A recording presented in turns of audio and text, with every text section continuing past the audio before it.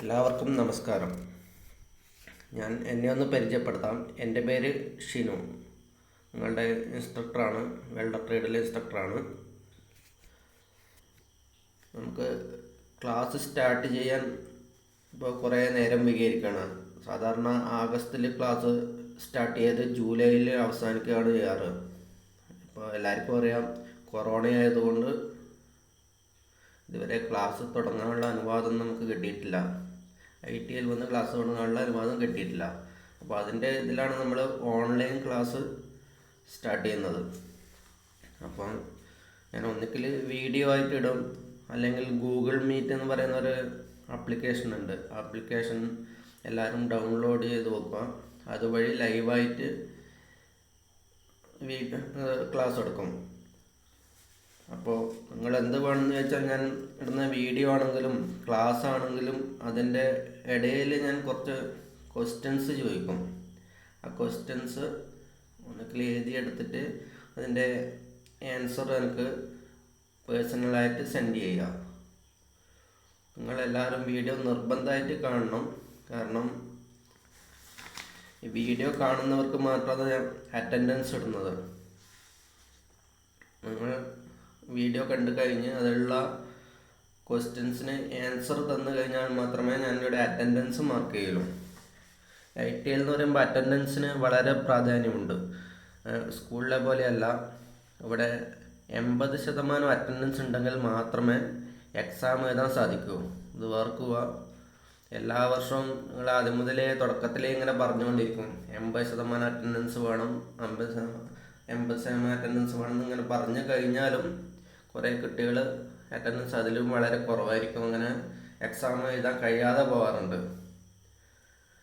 അപ്പോൾ അത് വളരെ ശ്രദ്ധിക്കുക. നിർബന്ധമായിട്ടും 80% ഉണ്ടെങ്കിൽ മാത്രമേ എക്സാം എഴുതാൻ സാധിക്കൂ.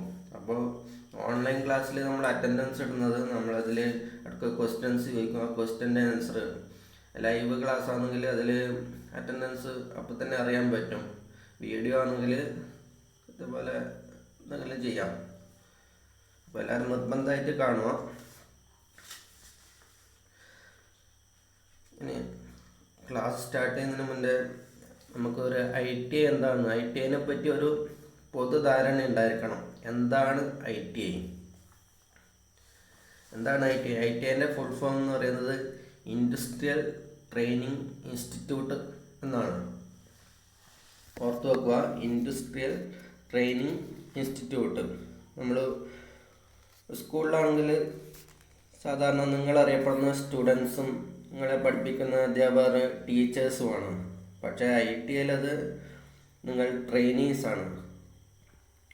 ഞങ്ങൾ പഠിപ്പിക്കുന്നവരെ ഇൻസ്ട്രക്ടർ എന്നാണ് അറിയപ്പെടുന്നത്. അപ്പോൾ നിങ്ങളെ മെൻഷൻ ചെയ്യുമ്പോൾ ഞാൻ ട്രെയിനീസ് എന്നേ പറയൂ. അതേപോലെ ഞാൻ ഇൻസ്ട്രക്ടറാണ്. മനസ്സിലായില്ലേ? അപ്പോൾ ഞാൻ എൻ്റെ ഒന്നാമത്തെ ക്വസ്റ്റ്യൻ ചോദിക്കുകയാണ്, ITI എന്നതിൻ്റെ ഫുൾ ഫോം എന്താണ്? അതെല്ലാവരും വീഡിയോ കണ്ടു കഴിഞ്ഞ് എനിക്ക് പേഴ്സണലായിട്ട് മെസ്സേജ് അയക്കുക. എഴുതിയിട്ടോ അല്ലെങ്കിൽ ടൈപ്പ് ചെയ്തിട്ടോ അയച്ചാൽ മതി. ITI എന്നതിൻ്റെ ഫുൾ ഫോം. നമുക്ക് കുറച്ചുകൂടി വേറെ കാര്യങ്ങൾ നോക്കാം.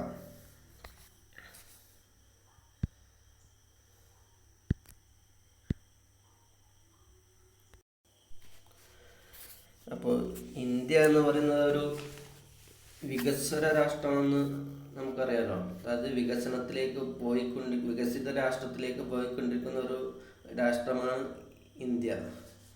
അപ്പോൾ വികസ്വര രാഷ്ട്രത്തിൽ നിന്ന് വികസിത രാഷ്ട്രത്തിലേക്ക് പോകണമെങ്കിൽ എന്ത് വേണം? വ്യാവസായിക പുരോഗതി ആവശ്യമാണ്.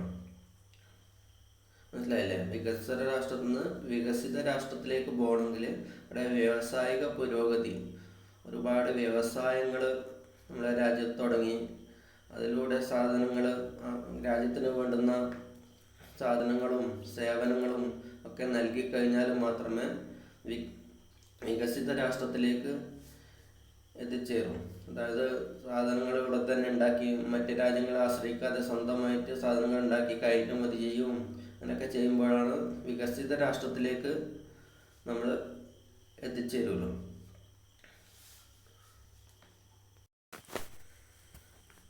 അപ്പോൾ ഈ തിരിച്ചറിവാണ് രാജ്യത്തെ ഒരു വ്യവസായവൽക്കരിക്കാനുള്ള പദ്ധതി ആവിഷ്കരിച്ചത്. കൂടുതൽ വ്യവസായങ്ങൾ തുടങ്ങാൻ വേണ്ടിയുള്ള പദ്ധതികൾ, വ്യവസായവൽക്കരണത്തിനുള്ള പദ്ധതി എന്ത് ചെയ്ത് ആവിഷ്കരിച്ചത്.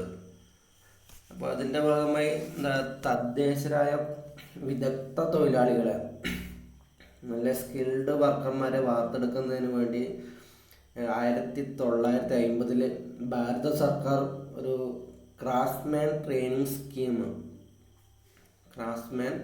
സ്കീം, അതായത് വിദഗ്ധ തൊഴിൽ പരിശീലന പദ്ധതി ആവിഷ്കരിച്ച് എന്ത് ചെയ്തു, രാജ്യത്ത് ക്രാഫ്റ്റ്മാൻ ട്രെയിനിങ് സെൻ്ററുകൾ ആരംഭിച്ചു. ഇത്തരം പരിശീലന സ്ഥാപനങ്ങളാണ് ഇൻഡസ്ട്രിയൽ ട്രെയിനിങ് ഇൻസ്റ്റിറ്റ്യൂട്ട് എന്ന് പറയുന്നത്. മനസ്സിലായില്ലേ? ഇൻഡസ്ട്രിയൽ ട്രെയിനിങ് ഇൻസ്റ്റിറ്റ്യൂട്ട് ഉണ്ടാക്കുന്ന വിദഗ്ധരായ സ്കിൽഡായ തൊഴിലാളികളെ ഉണ്ടാക്കിയെടുക്കാൻ വേണ്ടി. നിങ്ങൾ ITI വന്ന് പഠിച്ചിറങ്ങുമ്പോൾ ഏത് തൊഴിലാണ് പഠിക്കുന്നത് അതിൽ ഒരു വിദഗ്ധനായി മാറിയിട്ടുണ്ടാവും, നല്ല സ്കിൽഡ് വർക്കറായി കഴിഞ്ഞിട്ടുണ്ടാവും. അതിനു വേണ്ടി വ്യവസായം പുരോഗതിക്ക് വേണ്ടി നമ്മുടെ രാജ്യത്തുള്ള പല വ്യവസായ സ്ഥാപനങ്ങൾക്കും എന്ത് ചെയ്യും, വിദഗ്ധ തൊഴിലാളികൾ കിട്ടും ഈ ഇൻഡസ്ട്രിയൽ ട്രെയിനിങ് ഇൻസ്റ്റിറ്റ്യൂട്ടിൽ പഠിച്ചു കഴിഞ്ഞാൽ. അപ്പോൾ മനസ്സിലായില്ലേ, നിങ്ങളിവിടെ വന്ന് പഠിക്കുന്നത് എന്തിനാണ്? ഒരു തൊഴിൽ പഠിക്കാൻ വേണ്ടിയാണ്, നല്ല രീതിയിൽ തൊഴിൽ പഠിക്കാൻ വേണ്ടി, നല്ല വിദഗ്ധൻ സ്കിൽഡ് വർക്കർ ആവാൻ വേണ്ടിയിട്ടാണ് ഇൻഡസ്ട്രിയൽ ട്രെയിനിങ് ഇൻസ്റ്റിറ്റ്യൂട്ട് അഥവാ ITI വന്ന് പഠിക്കുന്നത്. അപ്പോൾ എൻ്റെ രണ്ടാമത്തെ ക്വസ്റ്റ്യൻ ഇതാണ്. ഭാരത സർക്കാർ ക്രാഫ്റ്റ്മാൻ ട്രെയിനിങ് സ്കീം ആവിഷ്കരിച്ചത് രാജ്യത്ത് നടപ്പാക്കിയ വർഷം ഏതാണ്? ക്രാഫ്റ്റ്മാൻ ട്രെയിനിങ് സ്കീം രാജ്യത്ത് നടപ്പാക്കിയ വർഷം. ക്വസ്റ്റ്യൻ എഴുതിയെടുത്ത് ആൻസർ എനിക്ക് സെൻഡ് ചെയ്യുക. അപ്പോൾ ഈ പരിശീലന സ്ഥാപനങ്ങൾ, ഇൻഡസ്ട്രിയൽ ട്രെയിനിങ് ഇൻസ്റ്റിറ്റ്യൂട്ട് എന്ന് പറയുന്ന പരിശീലന സ്ഥാപനങ്ങൾ എന്താ ചെയ്യുന്നത്? വിദഗ്ധ തൊഴിലാളികളെ സൃഷ്ടിച്ച് വ്യവസായ മേഖലയ്ക്ക് സംഭാവന നൽകുകയും രാജ്യം വികസനത്തിൻ്റെ പാതയിൽ എത്തുകയും ചെയ്യുന്നു. അപ്പോൾ ഇതുവഴി വ്യവസായ മേഖലയുടെ വളർച്ചയ്ക്കും നിലനിൽപ്പിനും ഈ സ്ഥാപനങ്ങൾ അനിവാര്യമായ ഘടകങ്ങളായി മാറുന്നു. മനസ്സിലായില്ലേ? അപ്പോൾ സ്വയം തൊഴിൽ മേഖലയിൽ കൂടി ഈ വൈദഗ്ധ്യം വിനിയോഗിക്കപ്പെടുമ്പോഴോ രാജ്യത്തെ തൊഴിലില്ലായ്മ പരിഹരിക്കാൻ കുറേ അത് സഹായമാവുകയും ചെയ്യുന്നു. രാജ്യത്തെ എല്ലാവർക്കും തൊഴിൽ കിട്ടിക്കഴിഞ്ഞാൽ എന്താ, എല്ലാവരുടെ കയ്യിലും പണം ഉണ്ടാവും, രാജ്യം എല്ലാവർക്കും വാങ്ങൽ ശേഷിയൊക്കെ കൂടും, രാജ്യം നല്ല വികസനത്തിൻ്റെ പാതയിൽ എത്തുകയും ചെയ്യും. അപ്പോൾ ITI കുറിച്ച് നമുക്കൊരു ഇപ്പോൾ ഒരു ധാരണ കിട്ടിയിട്ടുണ്ടാവുമെന്ന് വിചാരിക്കുന്നു. ഇനി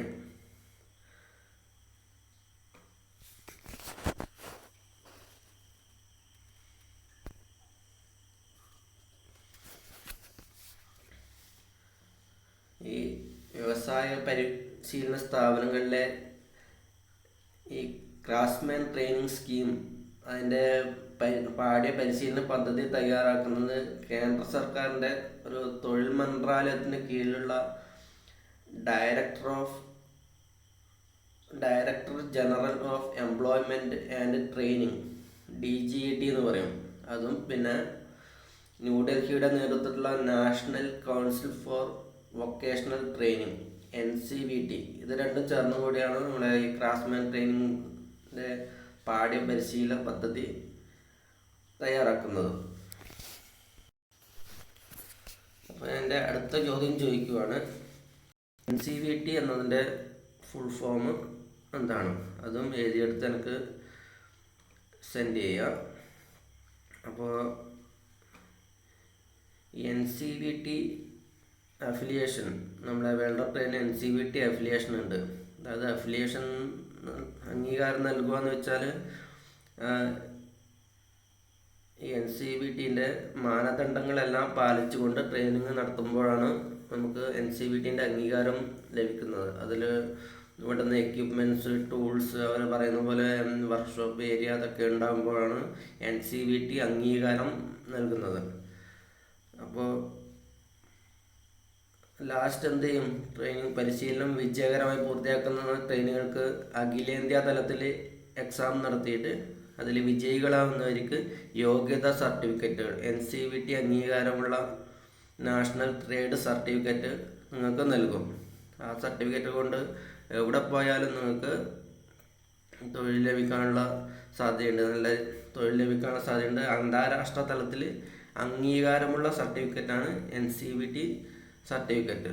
അതുപോലെ തന്നെ ഈ സർട്ടിഫിക്കറ്റ് കിട്ടിക്കഴിഞ്ഞാൽ പിന്നെ നിങ്ങൾക്ക് അപ്രൻറ്റീസിന് അപേക്ഷിക്കാൻ യോഗ്യതയുണ്ടോ? അപ്രൻറ്റീസ്, അതായത് 1 കൊല്ലത്തെ അപ്രൻറ്റീസ് ട്രെയിനിങ്ങിന് പോയി കഴിഞ്ഞാൽ നമുക്ക് ഇതേപോലെ അംഗീകാരമുള്ള ഒരു സർട്ടിഫിക്കറ്റാണ് നാഷണൽ അപ്രൻറ്റീസ് സർട്ടിഫിക്കറ്റ്, NAC എന്ന് പറയും. അതും അന്താരാഷ്ട്ര തലത്തിൽ യോഗ്യതയുള്ള സർട്ടിഫിക്കറ്റാണ്. അപ്പോൾ ITIനെ കുറിച്ച് നിങ്ങൾക്ക് ഇപ്പോൾ ഒരു പൊതുധാരണ വന്നിട്ടുണ്ടാവും അല്ലേ? അപ്പോൾ നമ്മുടെ വെൽഡർ ട്രേഡിനെ പറ്റിയുള്ള കൂടുതൽ കാര്യങ്ങളുമായിട്ട് അടുത്ത ഒരു വീഡിയോയിൽ ഞാൻ ഇടുന്നതായിരിക്കും. എല്ലാവരും എൻ്റെ ക്വസ്റ്റ്യനുള്ള ഉത്തരം എഴുതിയിട്ട് എനിക്ക് പേഴ്സണലായിട്ട് സെൻഡ് ചെയ്യുക. Okay, thank you.